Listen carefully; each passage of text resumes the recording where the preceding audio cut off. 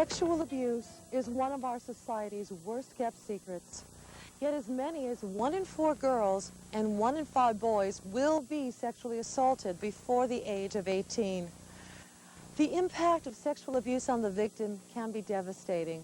Unresolved feelings about the abuse can follow the victim long into adulthood.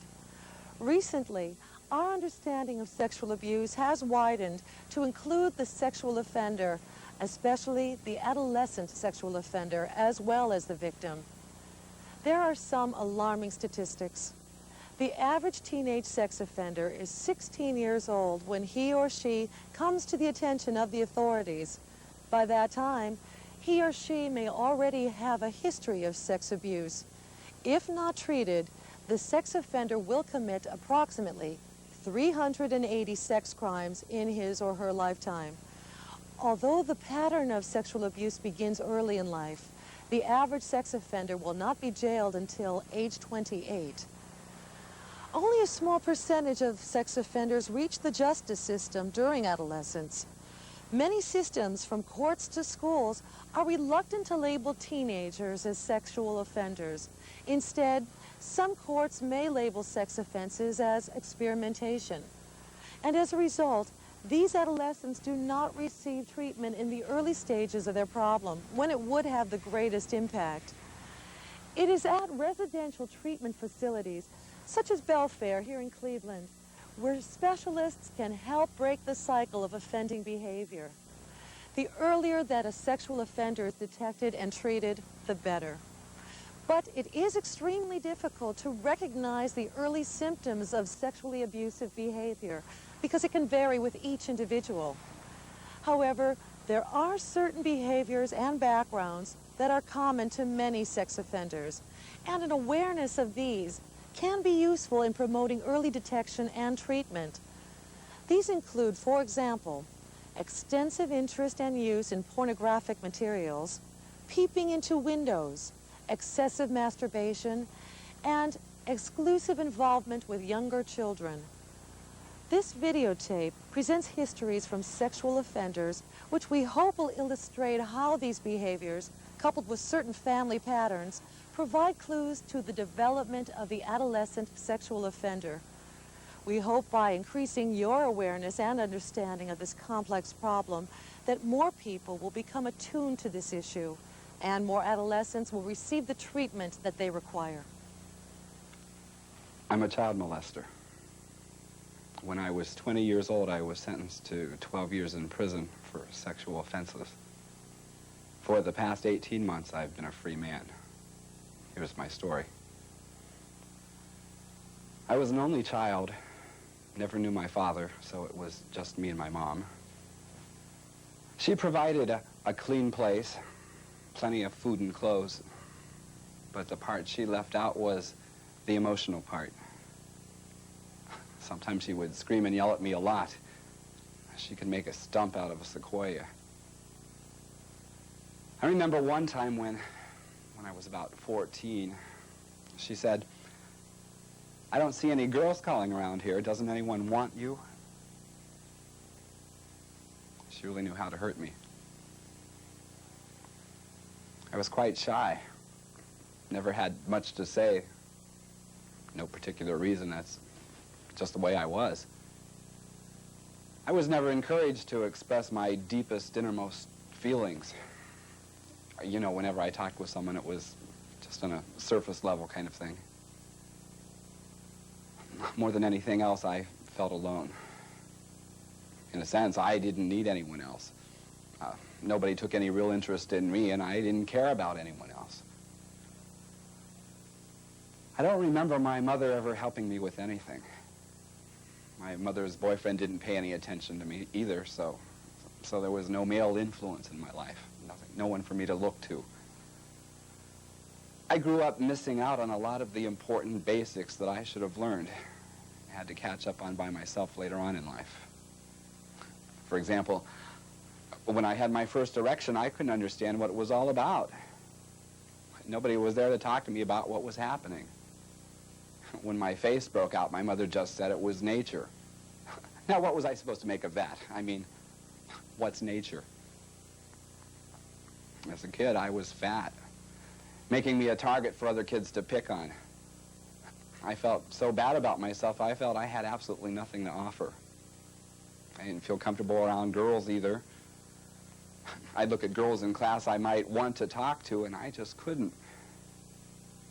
I'd see guys in class having the kind of relationships I wanted, and, well, I resented it. So me and the other wallflowers, we would play ping pong and pool and stuff. I guess you'd say I was an outsider. I look back on all that stuff and can see how it contributed to what I turned out to be. I needed to talk about things like sex. Oh, okay, especially sex, because that's what got me into trouble. When sexual topics would come up, my mother said it was grown-ups' business. Well, my first sexual experience was when I was 7. I played house in the bathroom with a 4-year-old girl. I remember seeing my mother's boyfriend on top of my mom, and I just tried to imitate him with this 4-year-old girl. Then when I was about 10, I had intercourse with a classmate of mine. That was my first real sexual experience. I couldn't believe how good it felt. I started to think about sex all the time. It was like I couldn't get it out of my mind. I started playing with myself all the time. I'd steal my mom's underwear to play with. I started walking around the neighborhood, peeping into windows to see if I could see people undressing or having sex. As I got older, I started messing with other people's kids. Since I didn't seem to fit in with kids my own age, I felt the only way I could fit in would be with younger kids, because they looked up to me. It was real easy to get them to do what I wanted.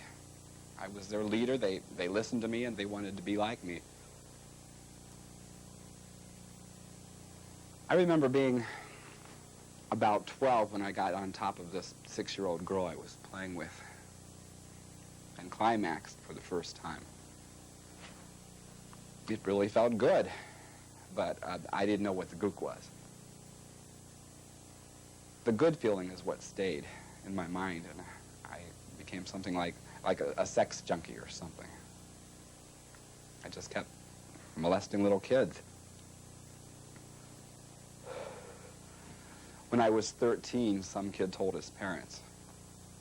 They put me in the detention home for 3 months. And you know, while I was in the DH, they didn't even talk to me about why I was there. Well, when I got out, I just started back where I'd left off. My mother had never believed the charges. She wouldn't accept that there was something wrong with her only child. In fact, I was in prison for 8 years before she admitted I actually was a child molester. As I got older, I started to get worried that I'd get caught again and get into big trouble. I'd really get scared when the kids would cry. So I had a lot of different ways to keep the kids from telling on me. I'd buy them candy, give them money, tell them they'd get into trouble if they told. It's amazing how few kids told. I'd tell myself, I wasn't really hurting these kids. I was only taking what I couldn't get some other way. Then there were other times when I really thought I wanted to quit. I'd make these little promises to God. But there was nothing better than sex.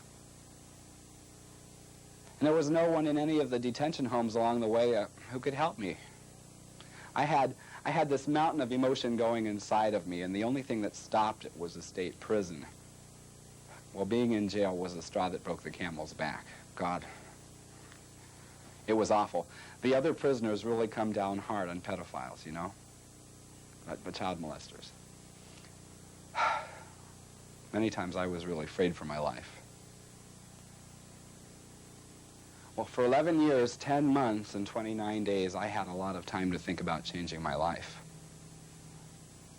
So if I can prevent someone from going down the road I've been, that's what I'd like to do. They'd be venturing down a dead-end street, at a high speed toward a collision from which they may never recover. You may feel sorry for Lee, but remember that Lee has to this date sexually abused more than 50 different children. While it is important to understand Lee's story, it's also important to realize that most people with life experiences like Lee's never become sexual offenders. The question becomes why some people choose this path. As Lee's story illustrates, the cycle of offending behavior begins at a very early age. By the time a child is 13 or 14, the offending behavior becomes more of a pattern. These children may become involved and preoccupied with sex and start to spend more and more time with young children in order to control and manipulate them. However, there is a danger in looking at isolated instances and making the wrong conclusions. For instance, teenagers who enjoy the company of younger children should not be suspected of being child molesters. Only when they prefer younger children to the exclusion of their peers is there a cause for concern, warranting a discussion with a mental health professional. The next three histories are of young adolescent offenders who are currently in treatment for their offending behavior. Each case is unique, but you will hear many similarities. As you will see, teenage sex offenders may be male or female, rich or poor, and from all races and creeds. I was first molested when I was 8. This neighborhood man, he tried to stick his penis in my butt. And then when I was 9, a 16-year-old cousin, female cousin, had sex with me. When I think about that experience, I felt scared, not in control or good about myself at all. I never told anybody about it because, I don't know, I thought there was something wrong with me, that I didn't enjoy it more. It took me a long time to admit that I was sexually abused by my cousin. And after that experience, I thought about sex all the time. And no one in my family can believe that I had sex with my sisters. I'm sure no one in my school would believe it. And I was a straight-A student. I was a good athlete. I was popular. I always had a girlfriend. I guess, I don't know, people find it hard to believe why I'd have sex with my sisters when I had all this going for me. I think I don't even understand it sometimes. But I do understand this. About, I don't know, a few years ago when my mother left her last husband, I was the man of the house, all right? She treated me special, and she talked to me like I was an adult. And then when she remarried, everything changed. They treated me differently. Everybody treated me like I was a kid. I don't think I had sex with my younger sister out of anger, like these other guys in the group talk about.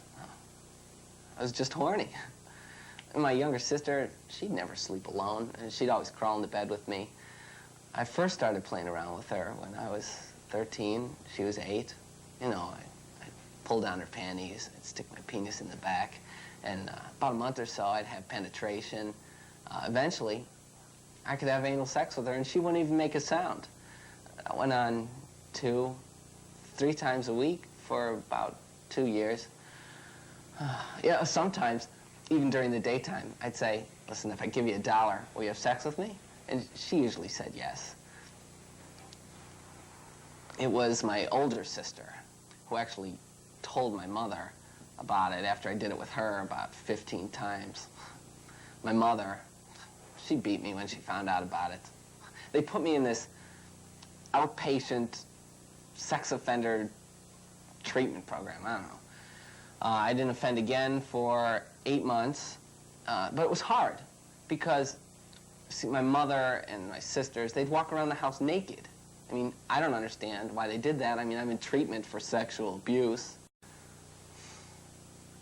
And when I tried to do it again with my sister, my mother caught me. That's when she filed charges against me in juvenile court. These offenses are not about sex. They are about anger, revenge, and power. Sex just happens to be the vehicle for expressing these feelings, and the sexual pleasure reinforces the offending behavior. Jack sexually abused his sisters over 300 times, and they have required extensive counseling to try to cope with this experience. In the next case history, we see Mary's anger and self-abuse directed toward her younger brother. There was this unspoken law in my house that my father was the only one allowed to get angry. We avoided showing anger, hurt, fear. If I was angry, I would just go to my room to escape, which I did often. Thinking back, I don't remember being taught how to deal with my problems. The only way I knew how to deal with anger was to hit someone or to hurt them in some way. As a child, I had a lot of anger, hurt, loneliness.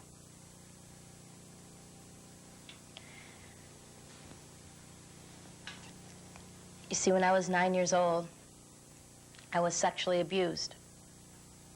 I tried to talk to my stepmother about being abused and stuff, but that never really helped. And my parents, they're always very strict with me. And because they never gave me any freedom, I rebelled.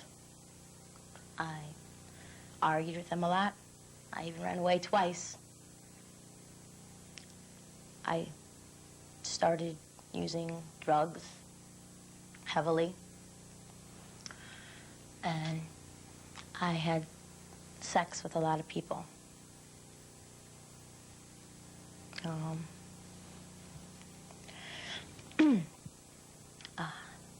Sorry.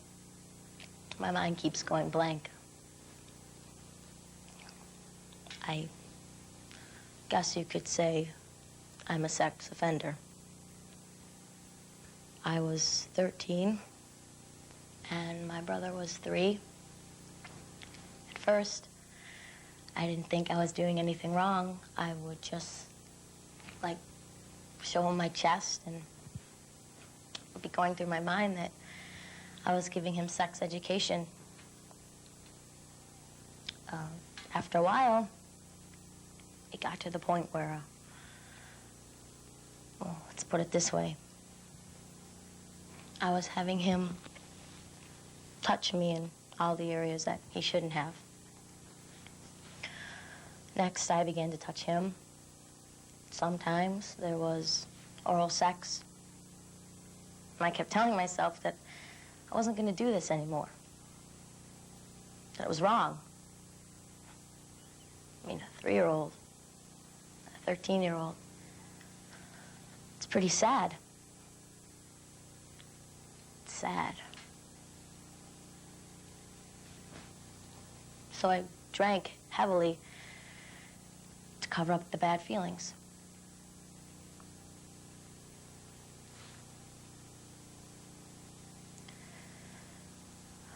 Towards the end, it got to the point where I really hated myself and my brother. I didn't know how to stop myself, and I kept going and going. It was almost like I was addicted to it. The last time it happened, I was so scared.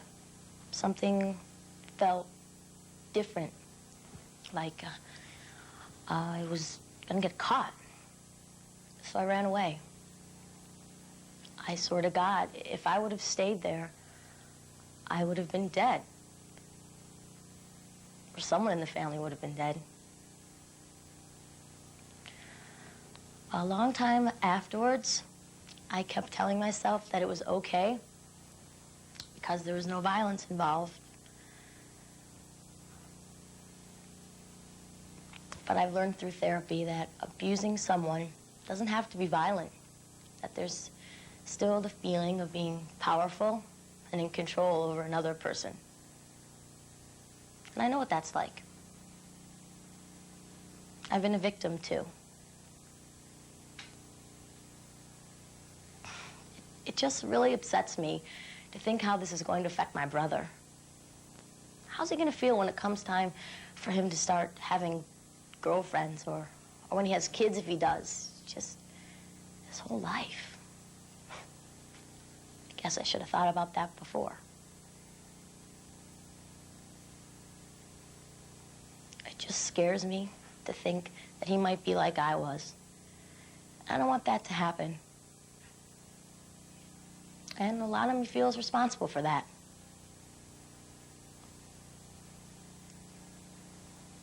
Many, but not all, sex offenders were themselves sexually abused. However, in many families, we do see a recurring cycle of sexual abuse. My father has been in prison for the past 4 years. Even though he was sent there for child molesting, he says he never did it. There was always a lot of fights between my mom and dad, and sometimes he would beat her up. In our family, we never spoke about stuff, and we never talked about sex. When I was 10, some friends showed me some pornography that they found in the garbage, and that's what got me fantasizing about sex. Then early that summer, I saw a friend doing it to his little sister, and it seemed all right to do. Or at least people didn't seem to care about it. I thought about that experience all summer.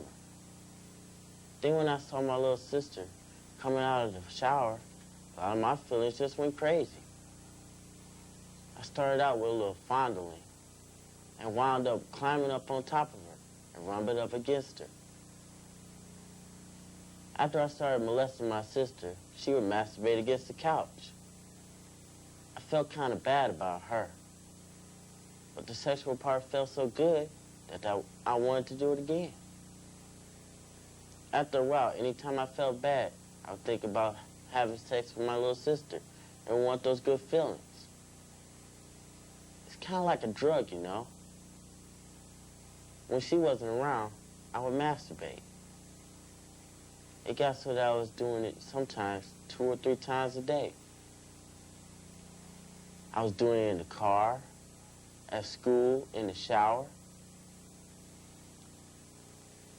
Eventually, doing it with my little sister got so out of hand that I was doing it with her even when my mother was home. Then one day she walked in on us. For several months, even when I was in treatment, I denied I did anything wrong. Then finally I realized I couldn't keep lying and told the truth. My father, even though he's in prison, still won't admit he has problems. But my mother sees there's things she could have done differently.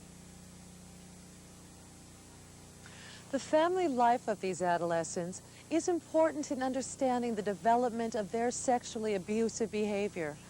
We have seen in the offender stories the hurt and the verbal and emotional attacks which were part of their daily life.